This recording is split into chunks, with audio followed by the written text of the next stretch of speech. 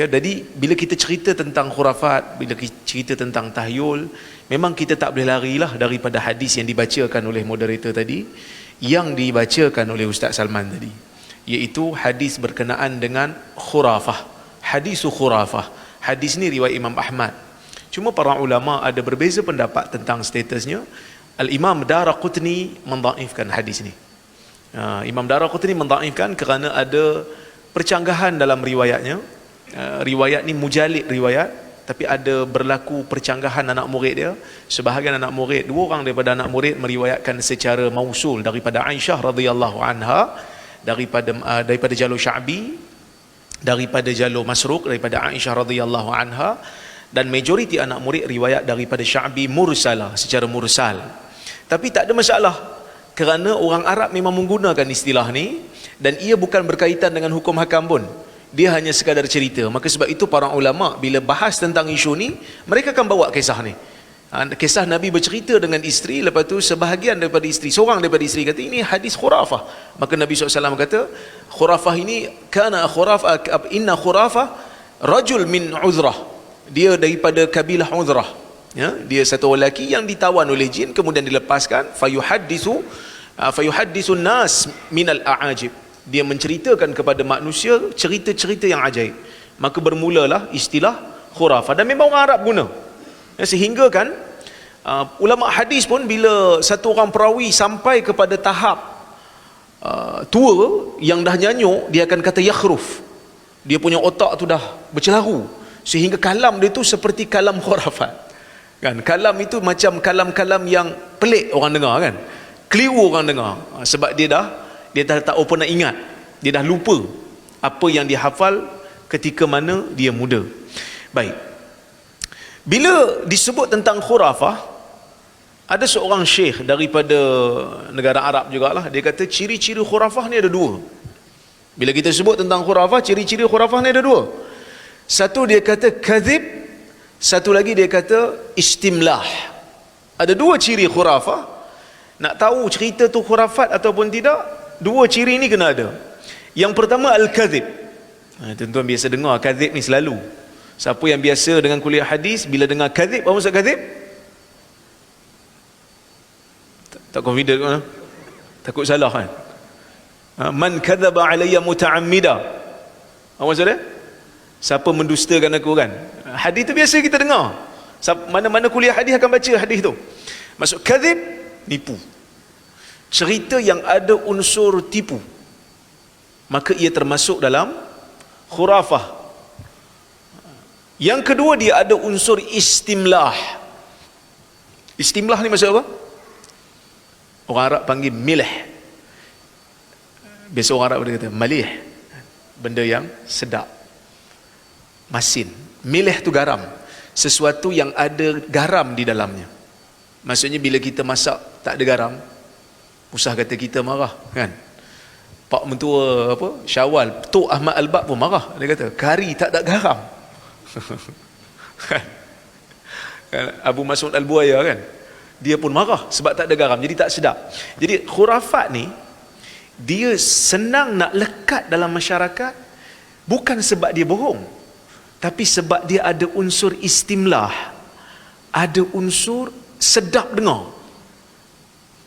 Sebab tu kalau kita tengok dalam Facebook, live yang berada di Facebook, kalau kuliah-kuliah bagi cerita yang betul, orang tak selalu tengok. Betul? Tapi kalau cerita-cerita mistik, cerita pergi tangkap jin, cerita bomo nak tangkap toyol, ratus ribu view. Orang duk ketawakan kita, dia kata alah Rora punya ceramah bukan orang datang orang tengok, paling ramai pun 300 je. Tapi sebab kita bukan nak cari view sangat kan, ceramah ni, kuliah ni bukan sebab nak cari view, sebab tanggungjawab. Kalau kira nak cari view, tak payah jadi penceramah hadis. Cerita bab khurafat mesti orang dengar kan, ratus ribu orang boleh tengok, sebab orang suka cerita-cerita yang bohong, yang ajaib ni. Sebab itu dia kata ada unsur istimlah. Tapi kalau kita nak tengok dari sudut yang lebih detail, sebab orang kata macam mana nak tahu tipu tak tipu Kan? Sebab kadang-kadang yang bercerita tu pula pakai serban. Kan? Yang bercerita tu pula tasbihnya besar. Satu surau tasbih dia.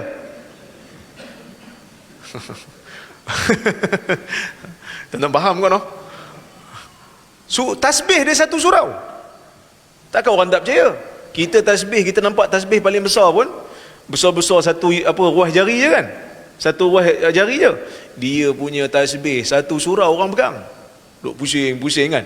Jadi macam mana kita nak tahu dia khurafat tak khurafat?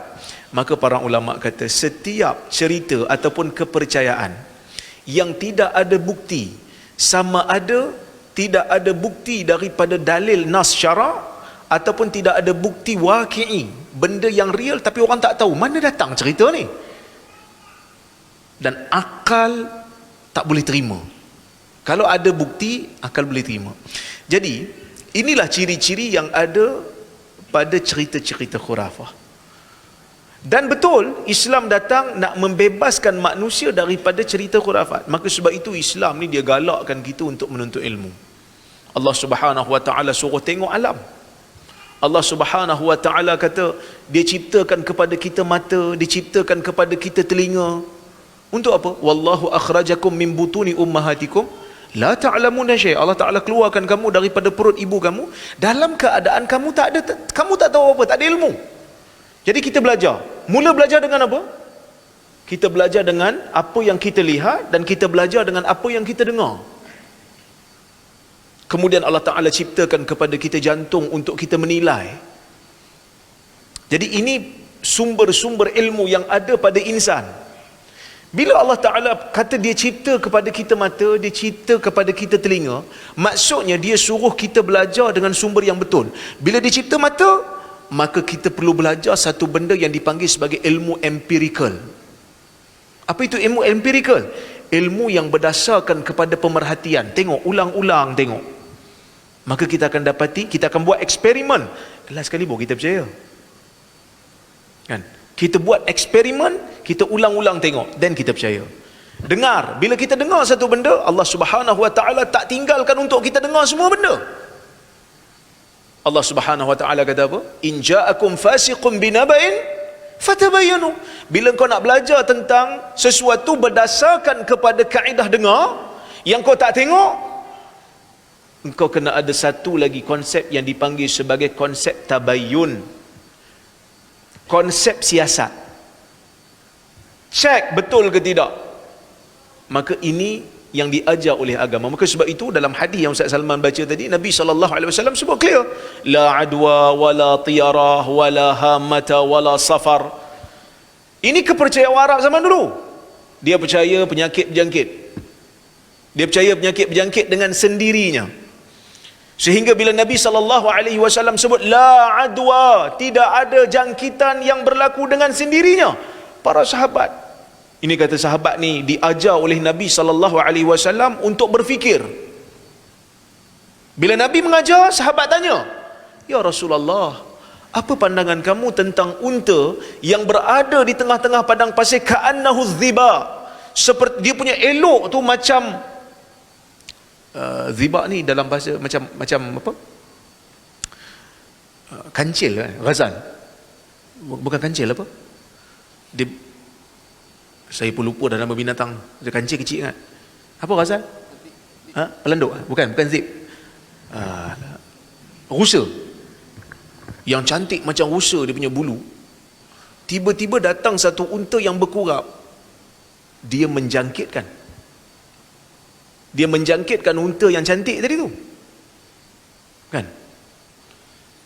Maka Nabi SAW, bila sahabat dia dengar sesuatu daripada Nabi, dia gunakan empirical dia.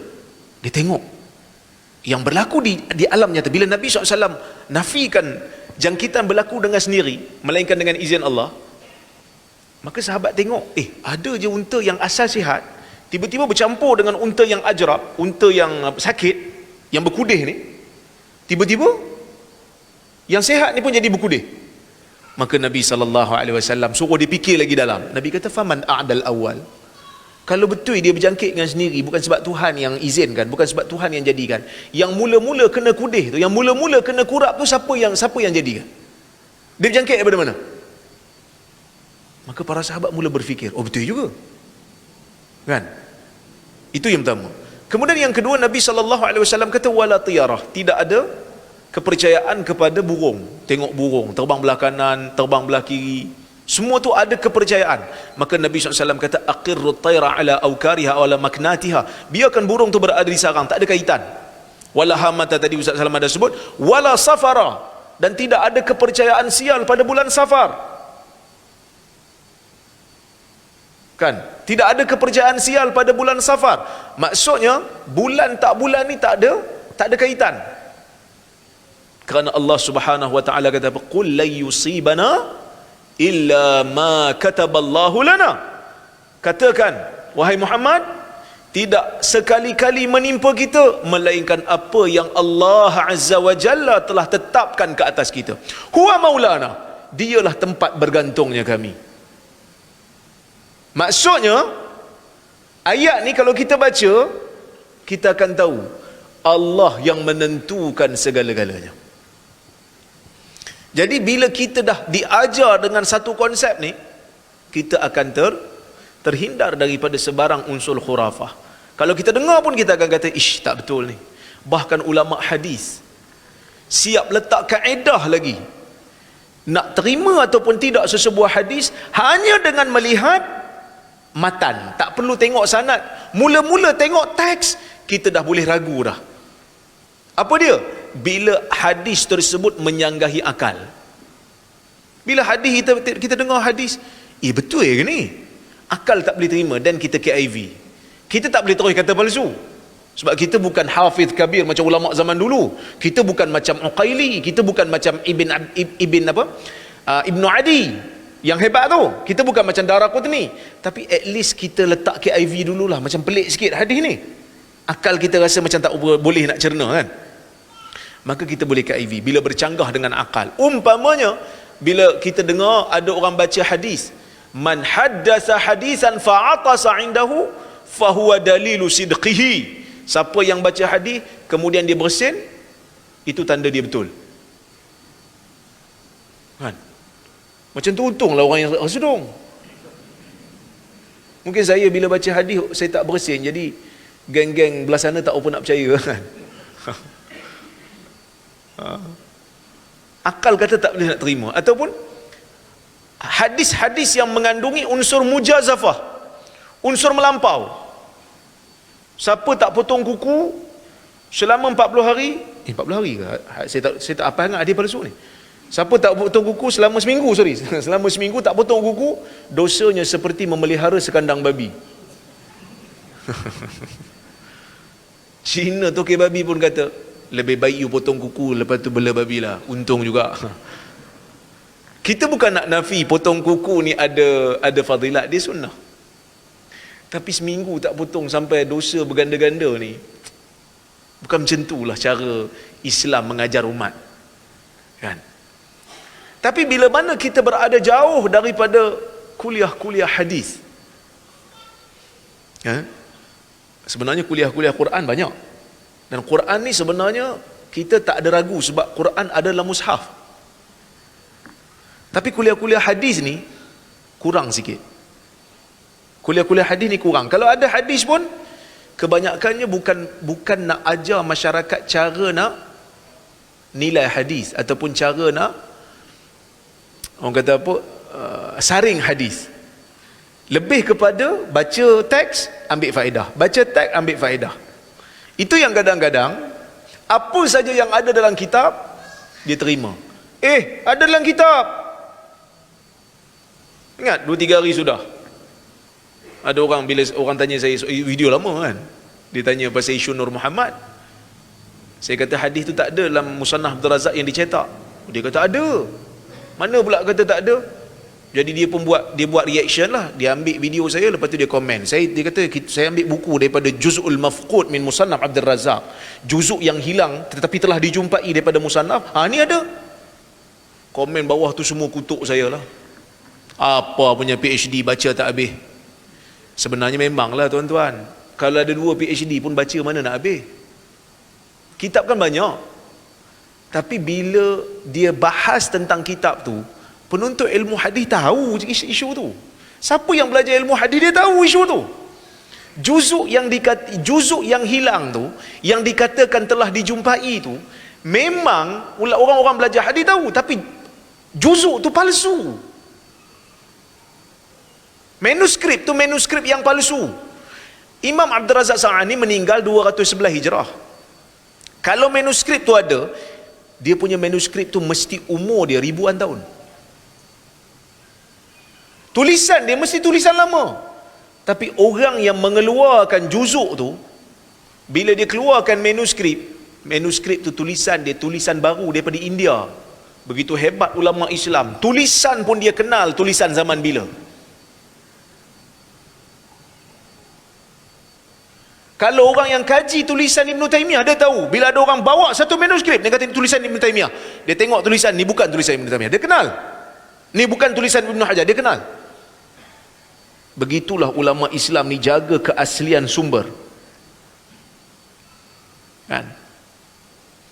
Manuskrip tu manuskrip palsu, kertas pun kertas baru.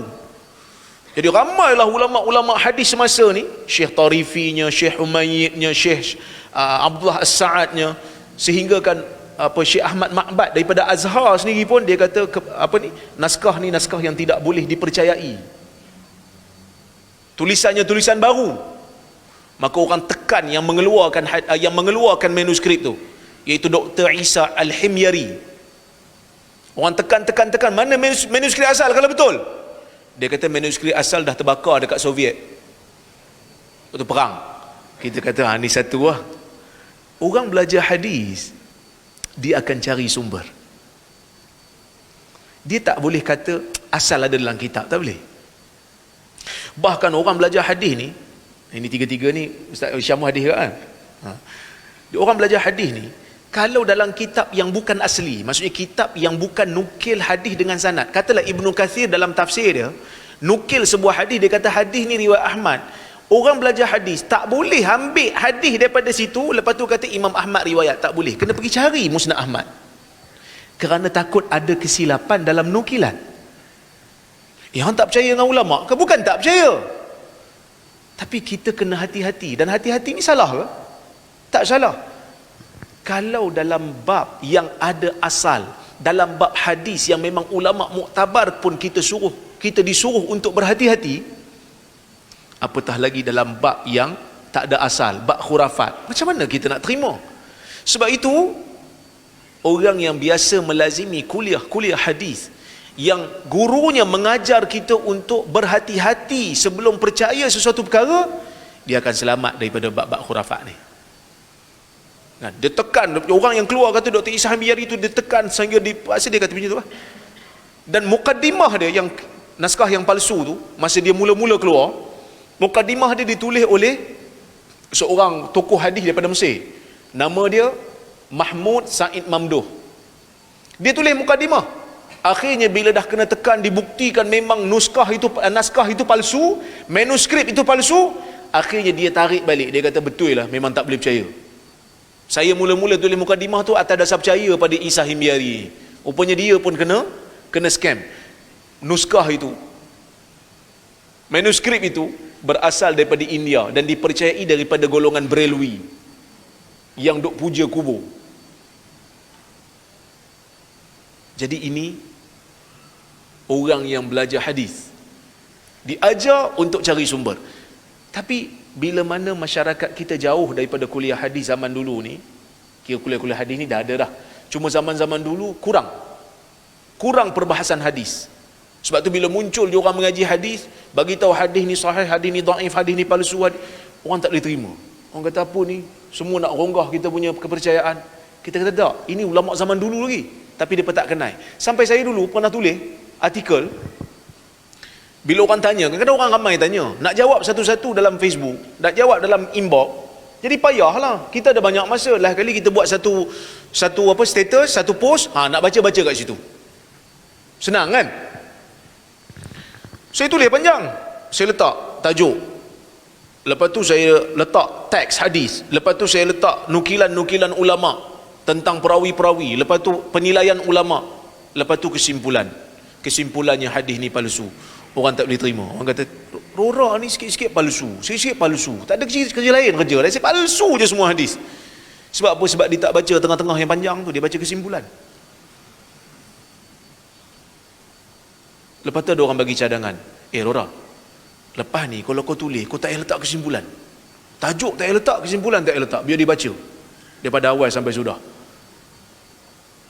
Saya kata bagus juga, saya pun buat. Orang komplain juga, panjang sangatlah, lukis boleh tak? Akhirnya Sobri lukis. Itu yang ada lukis tu, kan? Nak bagi orang faham, nak bagi orang faham. Tapi bila jauh masyarakat kita daripada kuliah hadis ni, ataupun daripada pengajian hadis yang bersifat saringan ni, cara untuk menilai hadis ni, maka sebab itu kita percaya benda-benda yang kadang-kadang karut tapi tetap dipercayai. Contoh kan, dalam masyarakat Melayu, tadi Ustaz Isyam suruh bagi contoh. So contoh dalam masyarakat Melayu,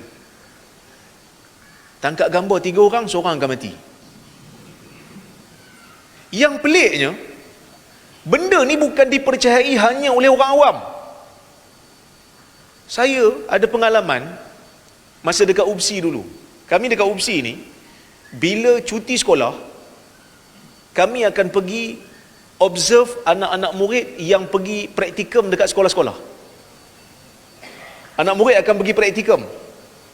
Tuan tahu praktikum kan? Tapi oleh kerana UPSI ni nak jadi cikgu, dia kena pergi praktikum kat sekolah dia jadi cikgu. Jadi bila kami pergi observe, lepas observe tu dah bagi markah apa semua, kami kena jumpa dengan murid tu, pelajar tu, pelatih tu, guru pelatih tu, dan kami kena jumpa dengan guru pembimbing sekali. Bincang apa kelemahan, apa yang perlu diperbaiki. Sama-sama 3 orang ni bincang. Sebab observe ni 3 kali. First datang, kali kedua nak tengok ada improvement tak, kali ketiga baru bagi markah. Cemerlang ke tak cemerlang budak ni. Bila last nak bagi markah tu, anak murid ni kata, Ustaz, boleh tak kita ambil gambar? Guru pembimbing ni ustazah. Dia kata boleh, tapi kita kena cari seorang lagi. Kalau gambar bertiga ni kan seorang mati pula. Saya tepuk kepala. Tapi saya memang jenis tak boleh tahan. Ada orang lain dia boleh tahan, diam je lah. Tapi saya tak boleh tahan. Saya kata, Ustazah, zaman Nabi tak ada kamera, jadi tak payah duk percayalah benda 3 orang mati seorang ni. Oh, dia kata gitu ke? Jadi benda tu ada, dipercayai dalam masyarakat, kan? Contoh lain, yang ni lagi orang tak boleh terima, tapi dipercayai. Kalau tuan-tuan pergi cari hilang kampung-kampung, still ada. Bila ada kelahiran, nak tanam uri, kena tanam dengan apa? Kena tanam dengan paku lagi garam. Oh, ini macam nak buat perkasam. Lagi pensil. Pensil. Kena tanam dengan pensil. Sebab apa kena tanam dengan pensil? Supaya budak ni jadi pandai. Tuan-tuan, saya ingat kalau zaman ni tanam dengan pensil, kita ketinggalan zaman. Kita kena tanam dengan laptop. Dengan iPad. Tapi dia tahu mahal, Ustaz. Dulu saya ada pengalaman. Ini khurafat dalam masyarakat Melayu. Waktu saya menikah tahun 2008. Kenduri kat rumah saya. Belum kenduri rumah keluarga di Johor dulu. Lepas seminggu baru kenduri kat rumah saya kat Ipoh. Lepas kenduri tu baju saya hilang. Baju t-shirt. Baju t-shirt tu memang favourite. Saya selalu pakai t-shirt tu. Hilang. Saya duk ingat, mungkin tinggal kat Johor agaknya. Saya pun tak adalah apa kan, mungkin tinggal nanti bila balik kampung ambil. Satu hari hujan, ribut. Bumbung rumah kampung kan pakai zinc terbuka. So dia berbunyi lah, gedebang. Lepas tu mak saya kata, ni tolong pergi paku balik bumbung kat atas tu. Saya pun naik tangga. Saya tengok ada baju tu kat atas. Ada baju t-shirt saya tu kat atas bumbung. Saya bawa turun. Saya kata, ni siapa punya kerja? Oh, tak tahu. Ini jiran-jiran punya kerja. Saya tahu sebab apa? Sebab sebelum kenduri tu kita pesan dah, jangan duk baling-baling ni. Sebab ada kepercayaan sebahagian daripada Melayu yang bila nak kenduri kahwin, dia akan baling baju favourite pengantin di atas bumbung. Tuan-tuan tahu tak? Tak tahu? Orang Pening tak tahu? Tak tahu ha? Oh, orang Pening tak ada khurafat lah.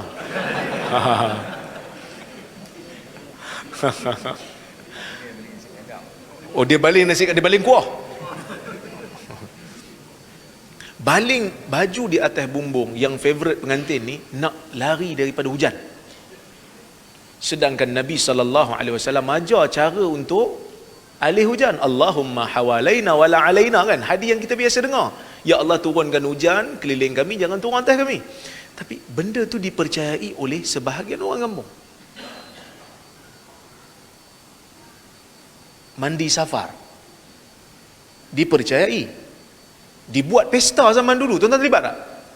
Tak pernah terlibat kan? Dulu biasanya orang kata orang tua-tua ni siap buat rombongan pergi Melaka. Mandi dekat sungai, tolak bala. Jadi macam-macam khurafat orang Melayu yang ni perlu dibuang. Tapi alhamdulillah kebanyakannya berjaya. Cuma sebahagian masih lagi ada. Kita kena buang satu persatu. Kita kena ajar masyarakat kita untuk menjadi kritis.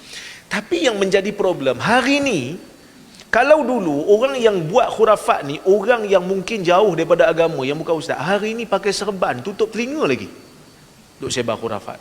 Kita buang mandi safar, dia pula boleh kata mandi safar ada. Jadi kita nak lawan ni jadi susah. Sebab apa? Sebab orang tengok dia pun ustaz juga. Goreh 2, 4, 6, 8 atas motor tak kena curi.